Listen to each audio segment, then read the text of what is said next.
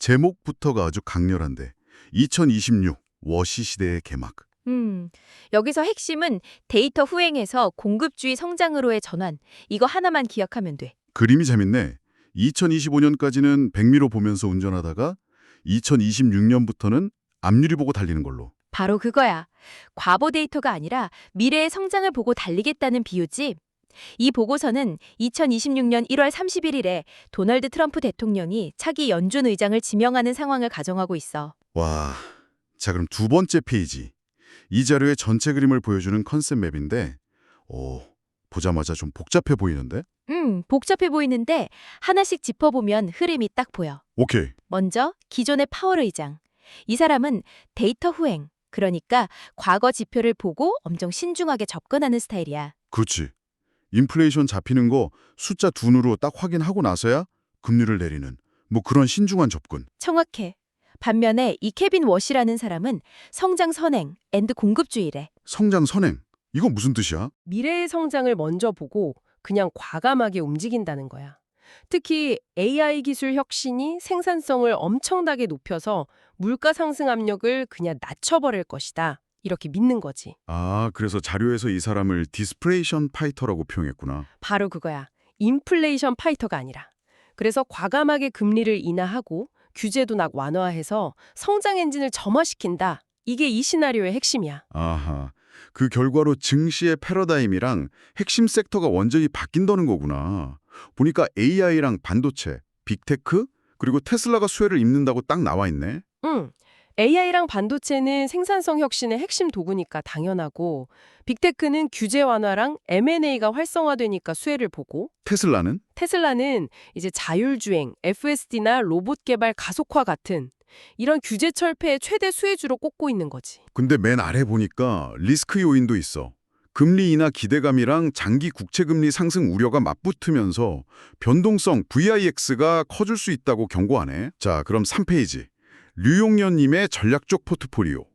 워시 시대에 맞춰서 투자 전략을 어떻게 바꿔야 할지 구체적인 예시를 들었어. 핵심은 하이브리드 전략이야.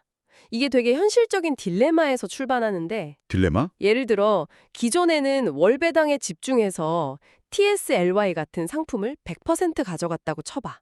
근데 워시 시대가 오면 테슬라 본주, 그러니까 TSLY 주가 자체가 폭등할 수 있잖아. 아, TSLY만 들고 있으면 그 주가 상승분을 놓치는 기회비용이 엄청나게 발생하겠냐. 바로 그 딜레마지. 그래서 해결책으로 비중을 조절하는 거야.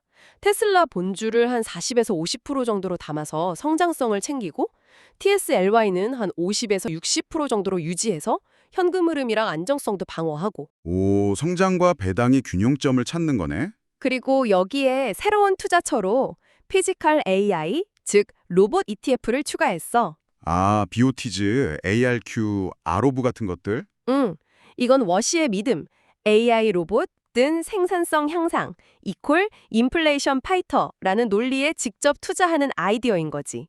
최종 목표는 규제 완화라는 이 거대한 파도를 현명하게 타는 것. 좋아. 그럼 4페이지로 넘어가 볼까? The Power to Wash Transition. 영어로 된 인포그래픽인데 파월에서 워시로의 전환을 요약했네.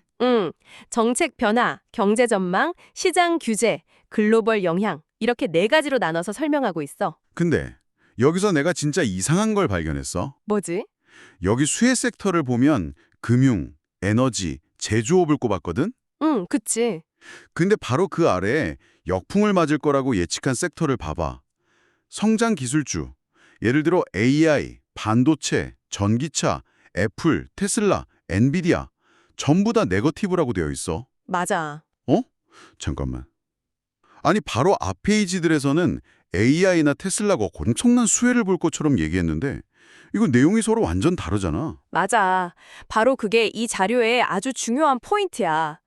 이게 무슨 오류가 아니라 이 자료 안에서도 서로 다른 관점이 제시되고 있다는 거지. 다른 관점. 우리는 어떤 쪽이 맞다 이렇게 판단하기보다는 시장에는 이런 상반된 시각도 존재하는구나. 이 사실 자체를 아는 게 중요해. 시장 전망이 그만큼 복잡하다는 걸 보여주는 거지. 와, 되게 흥미로운 지점이다. 알겠어. 그럼 5페이지. 새로운 게임의 법칙.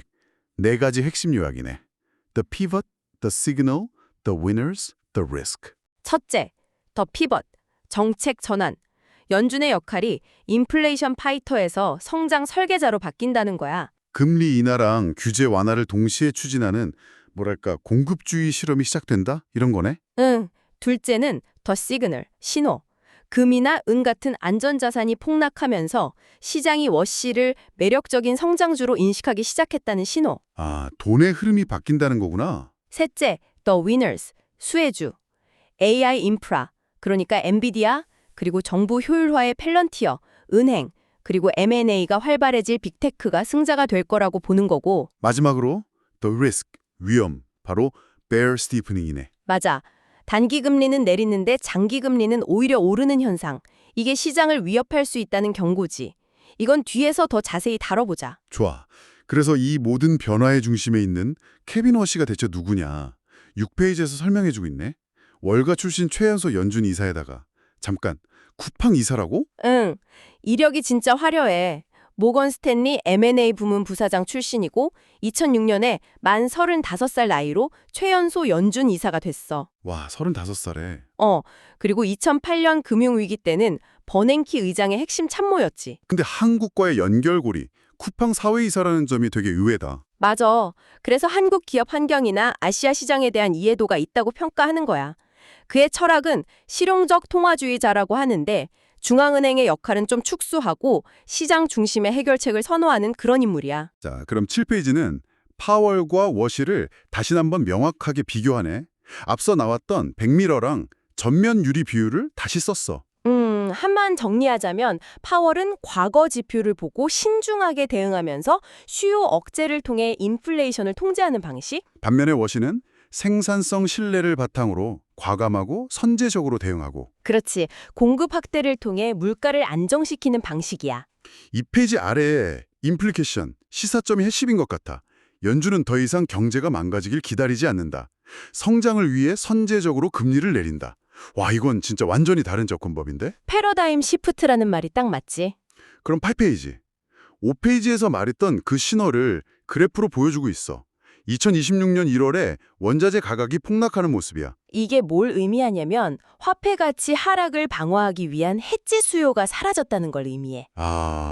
시장은 워시를 달러의 가치를 지킬 인물로 평가하고 자금이 안전자산에서 성장자산으로 급격하게 이동하는 그레이트 로테이션이 일어났다는 해석이지?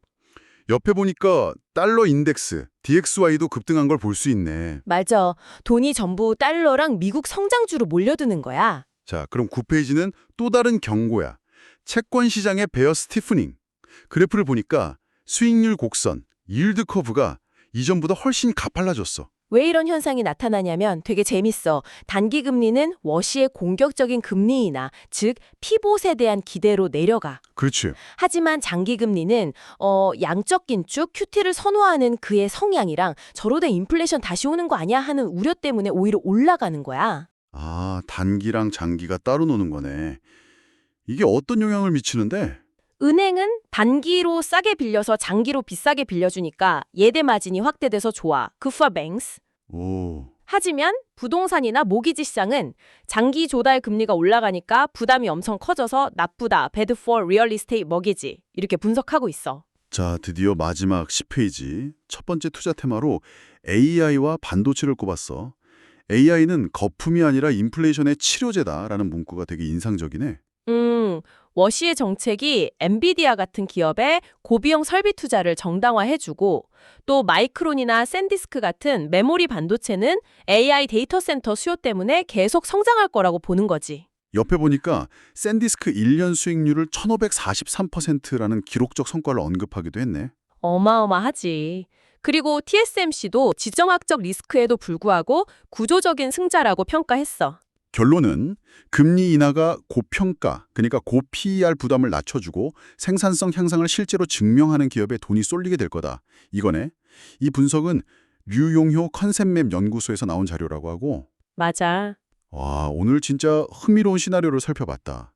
케빈 워시라는 인물 한 명의 등장이 금융시장의 규칙을 완전히 바꿀 수 있다는 거잖아. 근데 모든 것의 전제는 AI를 통한 생산성 혁신에 있는 것 같아. 맞아, 바로 그거야. 그래서 우리가 마지막으로 던져볼 질문이 있어. 이 모든 시나리오의 핵심 열쇠는 AI가 가져올 생산성 향상이잖아. 그런데 만약에 그 생산성 향상이 시장의 기대만큼 빠르고 강력하게 나타나지 않는다면 그럼 어떻게 될까? 그러면 인플레이션의 치료제가 될 거라고 믿었던 AI가 오히려 새로운 거품의 근원이 될 수도 있겠네. 바로 그거지. 와, 생각해볼 문제다. 오늘 탐구는 여기까지.